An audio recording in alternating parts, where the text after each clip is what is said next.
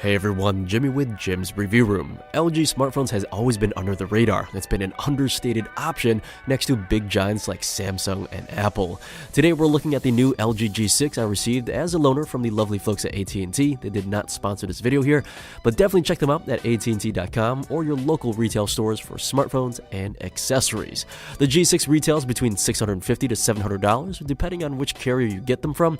Comparing to the competition, you're looking at about $100 savings all around. As always, I'll place my Amazon affiliate links in the video description below. Click on my links and they'll give you the most updated prices in real time. You never know when these things might go on sale. So without further ado, my channel is here to help you make that purchase decision. Welcome everyone to Jim's Review Room.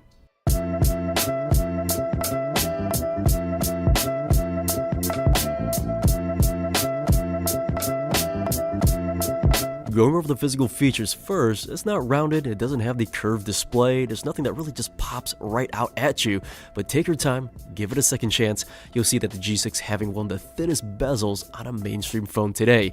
The screen stretches 5.7 inches, bigger than an iPhone, bigger than my Pixel XL, yet at the same time, the footprint is smaller than most phones out there. Now one phone that does come to mind that is bigger in screen size and has a bigger or similar footprint is the Samsung S8. The screen, it's not an OLED display, so we're not getting that super rich, vibrant color, specifically in the reds and blues, but if the phone is not lined up right next up to my Samsung here, the LG screen is still a pleasure to look at and doesn't offer any discrepancies or issues that would deter anyone from buying. The G6 comes with an IP68 rating, meaning you can submerge this phone in fresh water, not salt water that is, up to 1 meter for up to 30 minutes. I did a quick test and left my phone in my bucket here. After pulling it out, the LG is surely still intact. For everyday use and simply testing how it feels in the hand, it's not thin per se, but it feels like a nice premium slate of metal and glass. Not only does it feel solid in the palm, it fits perfectly with not being too small or too big. Now buttons are on your screen, pretty straightforward with volume on the left and a SD card holder on the right, etc. But what you won't find is the power button on the sides. Rather, it's located on the rear. LG makes a return with that fingerprint scanner that also works as the power button. It's perfectly located right below the camera here. Every time you pick up the phone, land your finger right in the center and the phone unlocks for you. It's fast and reliable every time from my testing. But getting back to the ports, on the bottom is the USB Type-C connection, which offers fast charging. From a dead battery to full, I was able to get it back to 100% in an hour and 28 minutes. In regards to battery stamina, I'm averaging 5 hours and 30 minutes. Now in my Samsung S8 review, many asked me to comment on the audio output since my channel focuses on so many audio products. Testing the G6 against my S8 Plus and the Pixel XL for a quick comparison, the audio did sound best on the G6. It is minute in quality, and if you don't have two phones side by side, the average consumer won't even be able to tell here. The biggest difference though, the volume levels were quite off for me. When I played the LG G6 at 50 to 60% volume, the Samsung S8 Plus had to be played at 75% to have the same loudness. If you're a music lover, I believe the LG was the best option. Now moving on, the camera is surely one of the biggest highlights of the phone. The camera is quick to load and the layout is one of the best in my opinion. Besides a robust auto mode featuring an up to 13 megapixel camera, high dynamic range, and 4K video recording, there's also manual mode allowing you to select shutter speeds, ISO levels, manual focus with focus peaking, and such. If you're the type of person that takes a lot of photos for Instagram, any camera with manual mode helps out big time in getting correctly exposed shots. But let's take a look at some photos here that I've taken. One of my favorite features, the camera has a standard lens that takes photos like this, very standard on most cameras that is, but LG has a second wide-angle lens and it offers shots like this, letting you take in so much more in each photo. The wide angle is missing optical image stabilization, however, with a reasonable steady hand, shots are still great. Now let's take a look at some of the photo samples here. Keep in mind, all these photos are unedited and direct from the camera itself. Now I also brought along my Samsung S8 Plus, so we have something to compare to as well.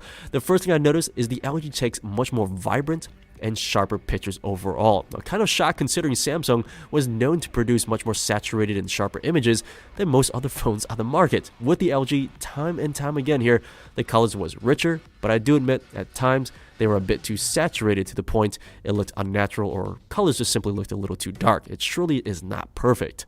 Now getting back to my Samsung phone, I really love the phone to be honest with you, but shocked to see the stark difference during my time testing. LG provided simply more vibrant photos, dealt with the outdoor sunny and cloudy shots much better, and then looking at the glass on the buildings possibly shows the best detail out of both phones.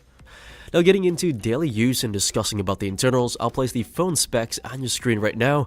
But the G6, it's really a simple phone. As I mentioned earlier, you don't get the iris scanner, there's no curved edge displays and such, nothing super far advanced.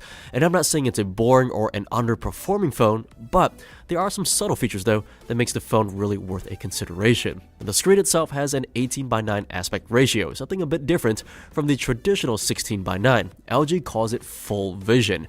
Now most content on today's Netflix and other recorded formats, they're still on that traditional 16:9, so we're not able to take full advantage of that screen. You may still see some of those black letter boxes on the top and the bottom. Now on the flip side though, despite the matter with some video, for daily app use, web surfing, messaging, you name it, the entire screen is fully utilized. Now with gaming, there are instances where you can pull up app scaling that you can force the G6 to display a full screen and remove any unsightly black bars in general.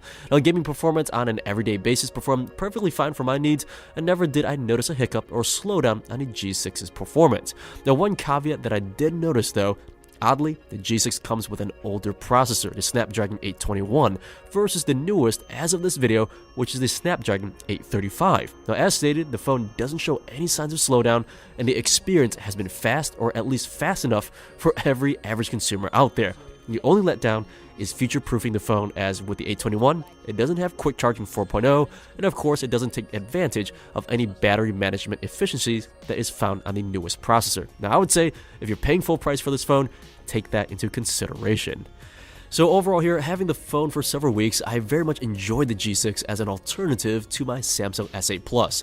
Now indeed, I am missing that luster of the curved edge display in my Samsung, I'm missing that super fast autofocusing camera, or even having peace of mind on the latest and greatest processor. But in the end, the G6 I felt was very practical. It still performed great nonetheless, and I would say if you can get this less than the retail price, or at least around that $650 price range for the 32GB model, and then add in your own SD card, this phone comes recommended as a cheaper option than other flagships. If you guys can, please write in the comment section below, what do you guys think of this phone and how much would you pay for it, assuming that prices would eventually drop. I personally think LG is in the right direction.